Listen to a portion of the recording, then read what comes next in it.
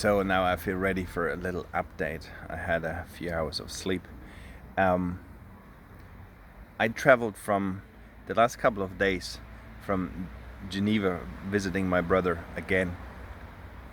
And then from there I hitchhiked down to Lyon. Incredible city.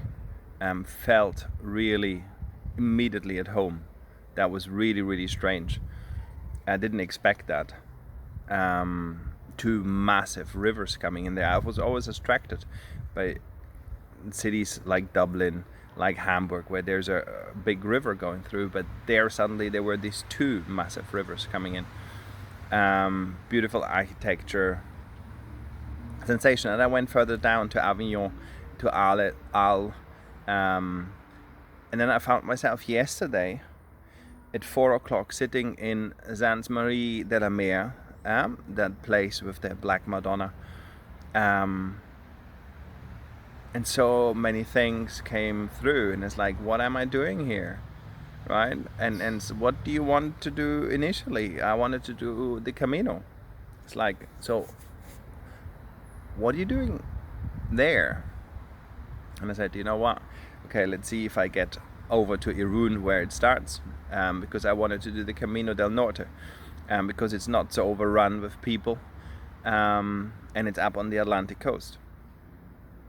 So then I found a BlaBlaCar from Montpellier in the evening at 10 o'clock, dropping me off in Irun at 4 o'clock, and I said, then start walking. So that happened, so I had to rush off and go from at the coast in the Mediterranean to Montpellier. Got that in time, got taken by this person, dropped me off at Irun at half 3 in the morning. Had to walk about an hour to get to the starting point, just to realize there is no real starting point. And then I walked all the way back again, and arrived here about 30 kilometers later at my first step in San Sebastian. And as it is, it's like so many things that you not know of, but you'll find out, you'll figure it out on the way. And the way is the path, right? So you learn so quickly. If I not always hold back of the fear and not do things, but just do them, you'll figure them out. You learn very, very quickly out there. Pain and suffering is only like there for a learning process. If we don't take that pain and suffering personal and always orient ourselves on what we're grateful of in this moment. Like, I was for 5 weeks traveling around Germany, Austria, and Geneva, and now France as well. And each of the times, not a single cloud in the sky. Like, it was bizarre. 5 weeks of just super sunshine. And then I arrive here, wake up in the car, and she says it's 10 minutes, and I look at the screen and the windscreen wipers are going and it's raining. And it's like, what's this? Rain? That's the last thing I want now. But anyway, it wasn't heavy rain, so I could, but it was so humid. It was 90 degrees of humidity. I got out there with the rucksack, which is by far too heavy, what I'm carrying around. You were immediately wet, and have only slept a few hours, and I was swearing. It's like, what the fuck am I doing here, and so on and so forth. But then the next wave came, and the wave was a wave of gratefulness again. Suddenly being out there at 6 o'clock, one of the last few stops, just I get out of the city, there was a baker opening up, and I had this most amazing coffee and a little bakery thing, a croissant or so. And then like suddenly the soul was up. And this is the whole time since I'm on the road. It's a roller coaster ride. Enjoy the joys and make yourself safe and secure in the down points. And this is for me the main thing, is how can I get my drama out of the way to say, keep walking. That shall pass too, right? as much as the good times will pass, and it becomes this roller coaster ride, and then just don't react on it. It's like, yeah, you're not feeling very well, yeah, you don't like the weather, the humidity it feels a nightmare. Because I was at the Mediterranean Sea and I forgot to shower like all the salt off. Then I sat there and I didn't have a chance to take a shower anymore. So I felt really sweaty and I felt really in the heat the whole time. And then you arrive there at this humidity, and it really drags you down. Don't let it drag you down. Don't take it personal. Just move on and live with the state of being who you are. Come back to self-love. Be grateful for something. Find all the people that have helped you. That all the things where the universe supported you, that it works out. But don't get involved with the drama of the pain and suffering. The pain and suffering is all bearable if you orientate yourself, or if I orientate myself, what I'm grateful for in this moment. And it's just, yeah. So I'm out here and have no idea how long I will maintain it. That's my biggest fear. Like, how long does my money last? The way how I enjoy the food here, not for very long. The way of how I'm not finding quickly enough solutions that not cost any money or very little money. These are my biggest fears, but this is also the path that is there to burn myself down to the ground, to hand myself over into a new world where the creativity works along with the divine flow of things. And I'm fighting so excessively against that point. It's ridiculous. Like, I had an overdraft and I had the money to pay off the overdraft, and I didn't do it because then I had no money anymore. So I had the money now and the overdraft, but that's the problem when you run it up. Then what then? So this is all about materiality. I mean, I have given all my stuff away. I only have the things in the rucksack. I guess I have to give myself credit for that. But I'm fearful of standing there without any money, and then what?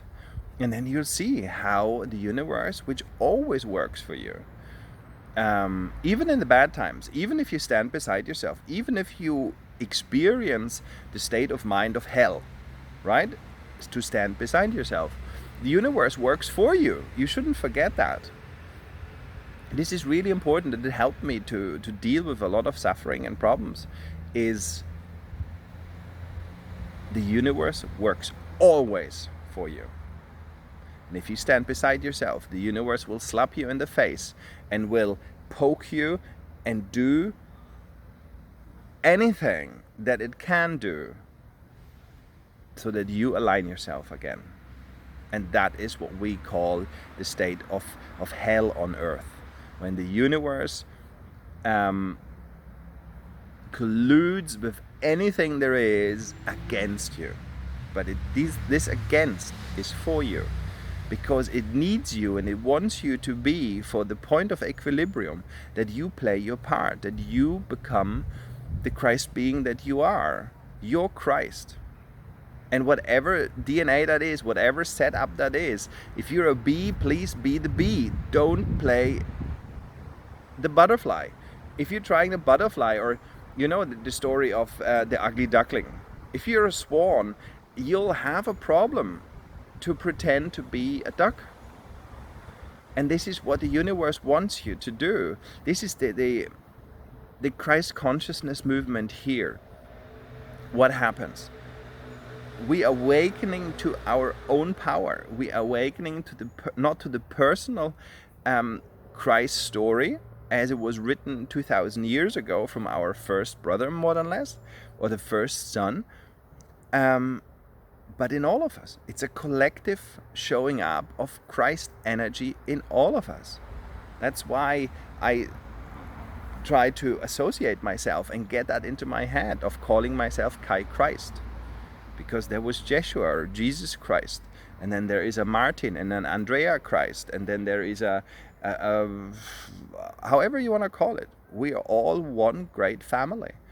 And the only thing we have is to allow our purpose, our being to come through, being feminine. I mean, this is just amazing. I could talk, I don't want to do too long.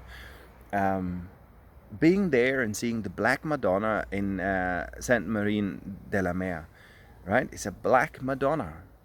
Yeah, of course, the story and so on. I don't want to go too much into it, but she's black, shadow, dark parts of ourselves. And that is for me something that speaks to me. Can we allow these pictures to speak? I walk through all the churches. I love churches. I love the prunk that is there. I love the excessive show of beauty. And you know, the charlatans, there is, I don't trust them. Look at the pictures, in particular about the feminine pictures of Mother Mary. Yeah, she's everything, right? But she has more form. She's a as well as, not an this or that. But the Christ that she is brought forward on a personal level, i.e. with Jesu Christ, the Mary that is there is also the Mary Magdalene. She's also the feminine symbol that if you embrace it, then you are able to bear and bring into the world your own Christ consciousness. It is again through the feminine system. We are now in this period where we're turning away from the masculine time of 12,000 years of really connecting ourselves to matter, falling off our belief of God and turning, as I said, towards matter. What can we do with it? Let's do it. But now when we're in the depth of the materialization process, you'll see what has happened. And it always goes close to destruction. So the whole Darwin's principle, forget it. It's not true. Survival of the fittest doesn't exist, right? Out of whatever reason, all the greatest of empires have destroyed themselves. Where are the dinosaurs? Yeah, of course you say, oh, something happened there. Why did it happen? There's always a thing. And the shift is that we are now, the pole shift is that we're shifting now from a masculine aspect of working with matter. We're now working again with spirit. And more spirit will open up into our being and open up more light, power in ourselves to play our role. To that equilibrium comes along. It's a natural part of it. Nature always balances it out, and we are part of that. So now we have been in the depth and have experienced what it is, what we can do with matter, and we can do it excessively and destroy in the end ourselves. It won't happen because then it tilts. And we all find the threshold of pain and suffering with the consequences of it that will turn back. And then this is where the light comes back in, and this time is coming now in the Aquarian age.